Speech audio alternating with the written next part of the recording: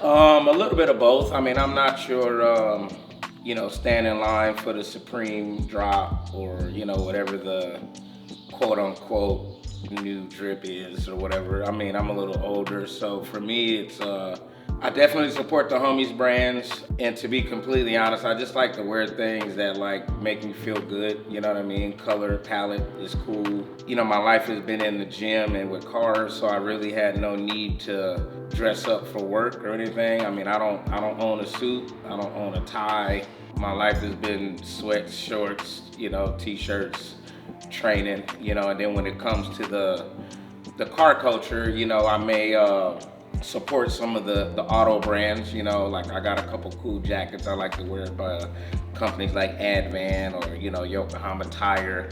So I'm into the motorsports, so I'm definitely willing to rock those types of brands, being that that's kind of my direction is in automotives. And then some of the fight brands are dope. I mean, it was a point in time when I was coming up, most of the fight brands were like Skulls and Pit Bulls and shit. I really wasn't into that. Or, everybody was rocking Affliction, you know what I mean, or whatnot. So I couldn't really get fully into that, you know what I mean? Even though they sponsor me, I keep it real. Affliction sponsored me, but I really wasn't like super into rocking all the stuff because it was the typical fucking, dude at the bar that thought he was tough, attire. So, I couldn't really get with that.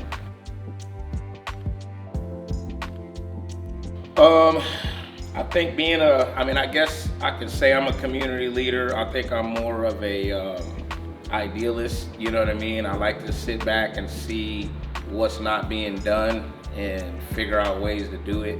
I'm also really into showing people that may not have that vision to do a certain thing that it can be done, you know what I mean, no matter what your background is or what your education status is. I didn't graduate high school, you know what I mean, and a lot of people may not know that or may think I come from some, ritzy background with parents and shit around, but I've kind of made my way by staying attached to my goals and pursuing those. As far as like, the leadership thing, I just want to make sure that I'm in a position to help a lot of my buddies, so to your question, it takes a community and a group of people to build with each other, right? So, you're here to facilitate something you're trying to do, and I'm trying to help you do that.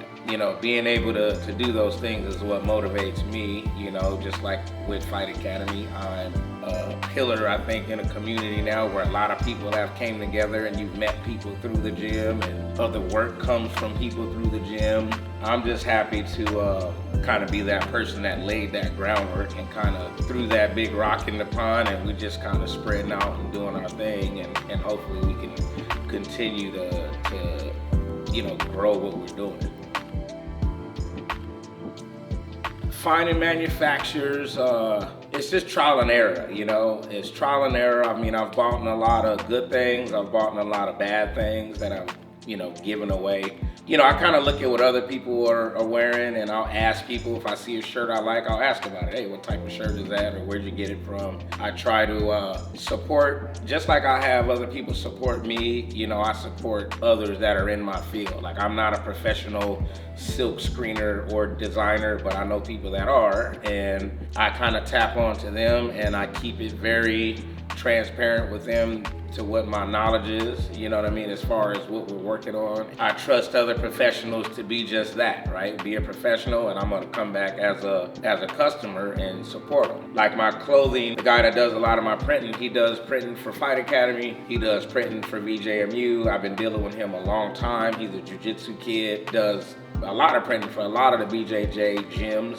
out in OC. We just connected that way. And I'm one of those guys that, I don't want to say no new friends, but in business, I kind of tread lightly with who I bring into that. I like to go back and be a repeat customer as long as they keep taking care of me and keep the prices as they've been. I'm always like, charge the other guy more. I've been coming for years. You know what I'm saying?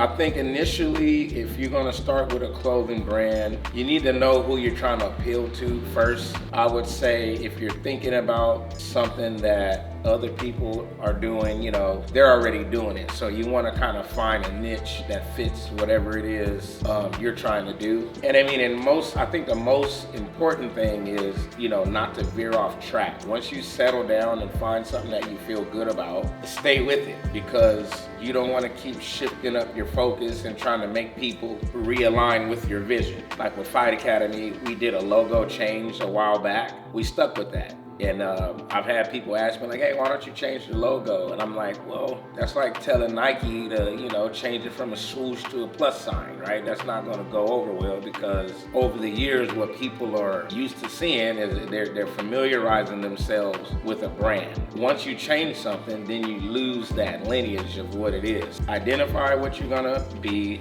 create some sort of image to pretty much dictate what you are within that brand. Apparel side is pretty easy. A lot of people print on the same stuff. It's the brands that what differentiate them. Everybody gonna print something on the Flex Fit hat. My logo is gonna be different from your logo. So if you can put value into the logo, just like we got value into the Jordan sign, right? Everybody knows the Jordan sign. You could put the Jordan sign on the fucking mug, right? And it's a Jordan mug. They try too hard to be different before they've establish themselves as an actual brand. Stick to your guns. Don't change your mind too much. I was always taught, follow your first mind. If your first mind is the one, when you wake up on something, that's probably the one you should stick with. I mean, I think it's super important to diversify certain areas. I mean, we're in Boyle Heights, right? This is Boyle Heights. This is a predominantly Latino area. People have been gentrifying areas very heavily, that are not from the area. I'm not from this area per se, but I'm from South Central. So, I mean, my roots run deep through East LA all the way to Pasadena and back, right? What I'm trying to do here is allow people to see, me being a person of color, to see that, we can be established in whatever it is we want to do. We can do good business with whoever we want to do that business with. And most importantly, I think for me is I've always wanted to appeal to the younger ones to be the big homie, right? Like I grew up with big homies, even though a lot of my big homies were dope dealers and gangbangers and shit. They've always gave me a vision of like how to hustle and how to get out there and get what you want to get. And I just kind of took some of their motivation, even though they were on some shit. I can't blame some of them, man. I'm a kid from the 80s, I mean? I grew up in the crack epidemic, so a lot of the things that was going on down there was placed there. We know the story of that, right? I seen what they did, took some of the tools of them as far as being diligent at your craft and just get out there and hustle. I just took something that I wasn't going to go to jail for and made it what I do for work.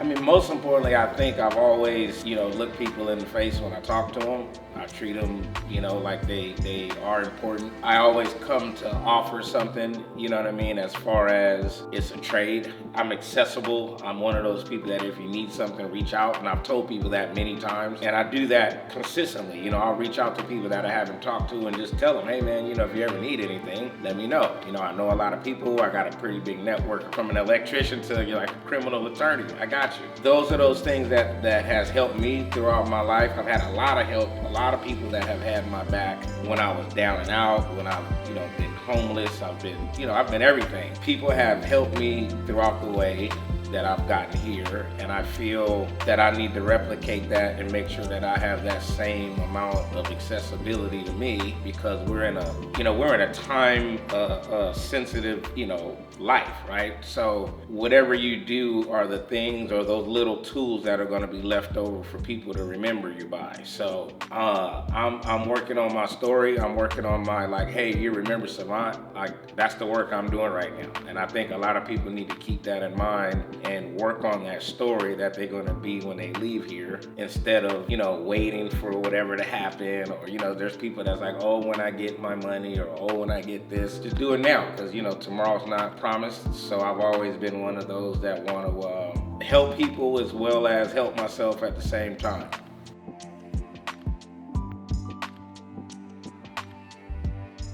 Racing, cars have always been part of my upbringing. I've had uncles that was into cars. Like I said, I grew up in LA, so you know, we used to cruise Crenshaw Boulevard, you know what I mean, back in the day. I grew up around race cars, around lowriders, around lowrider bikes, you know. So I've always been that kid that was young looking at all the guys that were hustlers buy all these extravagant cars. I was always drawn to cars, and I got into more of the Japanese cars, you know, when I moved into Igorot. It was just like me and a bunch of other Filipinos that had cars, and I kind of got into that whole culture. And they were into racing. You know, we used to do street racing at the time. Nothing like you see now with these kids that are just fucking, you know, in the middle of the street and shit. We would go to areas and like meet up and race cars somewhere where it was kind of like in a off the beaten path area. You know, overall, racing has been something that I wanted to get into in the second half of my life. I've told myself when I turn 50, I want to pursue racing as my own privateer, funded on my own or whatever sponsors that I get. But I think, you know, we have to achieve goals that we set in your life and do those things that you want to do at a certain time before you get too old to do it. All the work leading up to where I'm at now has been things that have kind of laying the groundwork for me to do this. And it's been cool, man, because I'm right there. You know what I mean? I have 2 race cars now. I've actually just did a race about a month ago. I'm getting ready to do one again next month.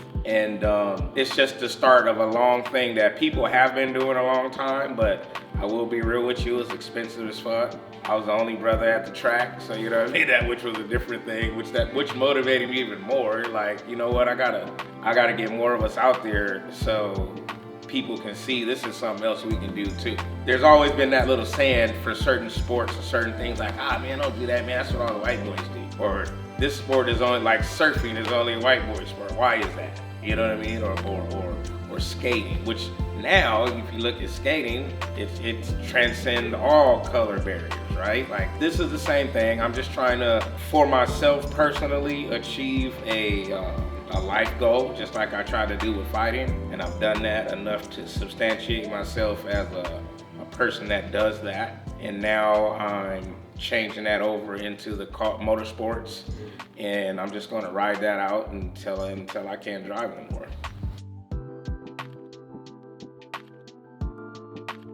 Like I say, you settle on what you're gonna do and you don't turn away from it. That's it. People are, you can't change with the weather, right? You have to have what makes you. And I tell people that all the time. If you ever do any research on me, there's 2 things I'm about.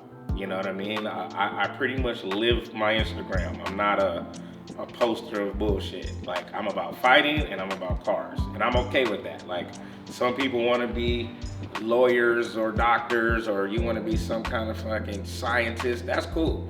But me, you know, I'm okay if I left here tomorrow, I'm cool with the story that people are gonna have about me because that was the story I wanted to have. I think everybody needs to search for that and stop being so fucking pessimistic about everything, right? There's a lot of people that are just negative about shit now. You know, and it's annoying because I'm just like, man, you guys are wasting time not pursuing what makes you, worrying about what somebody's posting or saying or commenting and all that other shit. So MMA should be included in the Olympics because it's a worldwide sport, first and foremost. It's watched in, you know, every country almost. We got representatives, I feel, in every country now. We got guys from Senegal wrestling in ONE FC that are really good. And we have champions from Mexico now, when we didn't have before. We got champions in China. You know, Thailand has always been a strong fight country, but now we're seeing fighters branch off from Muay Thai into MMA. I don't know why it's not an Olympic sport. I mean, we just included skating. I think skating is about to be in the Olympics. Even if it was an exhibition sport, that's fine. I still think it should be included because what's the next level past boxing and judo or wrestling? If you know, compile those 3 things, you have MMA. Every one of those practitioners knows what MMA is. every one of the people in this day and age that do any one of those sports has a huge understanding of what mixed martial arts is, and I'm sure they all consider that the pinnacle of fighting. It will happen, you know, I'm hoping I wish it would have been this coming Olympics, but I think in my lifetime I will see MMA in the Olympics 100%. Some of the big brands that sponsor the games, I mean, the ones that are putting the money behind the Olympics should be the ones that campaign for what they want to have in it, right? So if we got huge companies like Adidas and Nike and Reebok or whoever else campaigning for inclusion, then I think it would be seen, right? And then if all the big brands like the UFC and ONE FC and PFL, if they were able to create some infrastructure, you know, like Olympic training centers and things like that to kind of build up the youth to know it's in an Olympic sport at some point, then I think we'd get the roots needed, you know what I mean, to grow it. I mean, just like wrestling, right? You got USA Wrestling, USA Boxing, USA Taekwondo. You have all these other facets of the sport started at an early age, and all those things have a Olympic component to it. People know, like, hey, if I do Taekwondo my whole life and I become a national champion or world whatever, I can go to the Olympics. Same with wrestling, right? If you're a good wrestler in USA Wrestling, you're a good wrestler in high school, you're a good college wrestler, you make the NCAA finals and win it, and then you go wrestle on a national team, then you can go to the Olympics. You know, there is the USFL, which is the United States Fight League, which is the oldest pancration youth MMA organization, right, that I'm part of. They have been around since, I want to say maybe 98, and they've been catering to youth MMA for all these years, and they send kids to other countries to represent the US, and other countries send their athletes to do these pancration tournaments, which is MMA. They just take away the headshots, obviously, for the kids. And they've been campaigning for that a long time. So if you look up the United States Fight League, it was, the president is a good friend of mine named John Frank. He's a real good dude. He's like a CIA agent or something, you know, real good guy, but he's very rooted into the martial arts community. He was who I think is like the front runner in terms of campaigning for youth MMA. So I think if the big brands get behind it, create some kind of established league or something where they just put some money in it. Basically, at the end of the day, it's all money. If you want MMA in the Olympics, the people with the right money got to come in and say, hey, we want to include this sport. We're going to campaign, because this, you know, it's all money, man. The Olympic Committee, they're not broke, trust me. I've slapped out a lot of kids, man. I'm not even gonna lie. I can't quantify the money, but you know I've probably slapped out well over 10, 15 kids. You know, in my day, we used to just have boxing gloves, and we would just get them up, dude. Like every family function, you know, we'd always have that uncle that would bring the boxing gloves out, and you know they would be chilling, doing their thing, getting high, and like we were their entertainment. That was kind of my first introduction of like organized fighting, I guess I should say it is. You know, it's just like when people used to slap box, right? Our street, we would like walk around the corner and slap box against dudes from around the block or whatnot. I did plenty of that, and those were character builders. Let's just say you were somebody that got into a little scuffle with somebody, you know, and you won or you beat them or whatever. Next time people saw you, they didn't fuck with you, because they know like, oh man, that's that dude. I saw him sock out such and such. It was one of two things would happen. Either you were going to make a name for yourself and they didn't fuck with you no more, or you were going to be that sacrificial lamb that, you know, you're gonna get your work cut out for you daily, because if you couldn't handle yours, then you just get swallowed up by the kids in South Central. I mean, that's just how it is. I was fortunate enough to be, you know, on the better side of that. You know, I used to, they tried to put me on the neighborhood a few times, but I was just a good fighter. So I was just always down to scrap. I'd beat whoever up, and I'd be like, hey, I know y'all, but I'm not finna go gangbang. But I'm gonna still hang out. I'm at the same park as you, but I'm finna go in here and do karate. A lot of guys, I think, are afraid to express themselves physically, you know what I mean, through fighting, but I think all of us should at some point, just to kind of know what you're made of. What made me street was, we carried pistols. We made sure that nobody came in our neighborhood and that didn't belong there or came to do things to our buddies that were around. Like I said, I hung out with a lot of people that were gangbangers, and a lot of things happened while I was there. There was a component of like a neighborhood thing. These were people that I knew and grew up with. I knew their uncles and their families. So if a scuffle broke out, I'm in it too. Like, it wasn't ever gonna be, hey man, I'm not doing this because I'm not part of y'all. But you know what I mean? Because I'm inadvertently part of you, right? You know, I was just listening to a Kendrick Lamar snippet the other day where they was asking the homie where he was from, and the homie said, I don't gangbang, and they said, nah, I want to know where your mama stay, where your grandmother stay, because at the end of the day, where you live at is what you are associated with, no matter how you want to look at it. I was always part of that, but I just never understood some of the dynamics that was involved, you know what I mean? As far as like, people got shot. I got a lot of homies that got killed, and then when you really look back at what they got killed over, it really didn't make no sense, you know what I mean? So the bad in me was I was around it. The good in me is I didn't partake in some of the things that I saw, and I was always an advocate trying to get them to like prove themselves. Like, hey man, come in here and train in the karate gym instead of hanging out. They literally would sit right outside where I would train every day and like do their thing. And they could have been in there with me. And I mean, who knows? One of them could have been sitting with me having this interview. So I guess it's all a choice. Most importantly, I encourage them to train and try to be healthy, just to, most important, know themselves, right? Know themselves, know what they're capable of, to not be able to succumb to somebody else's presenting themselves in a negative way. My daughter was small, she's on the smaller side, but I had to make sure she knew how to take care of herself. And then most importantly, it's a bloodline thing for us. Her father is a accomplished fighter, and she's part of me, so I figured, you want your kids to have something that when somebody else sees that, they're gonna know, like, oh, I'm sure you got that from your dad because your dad was this. That was my one thing that I wanted to pass down to my kids. Since we don't come from some background of passing down like wealth. Like, my wealth is what I am, and I'm just giving them a part of me. For them to be able to instill that in their own kids. Like, my dad made me do this as a kid. It did this for me, so I'm gonna make you do it as a kid.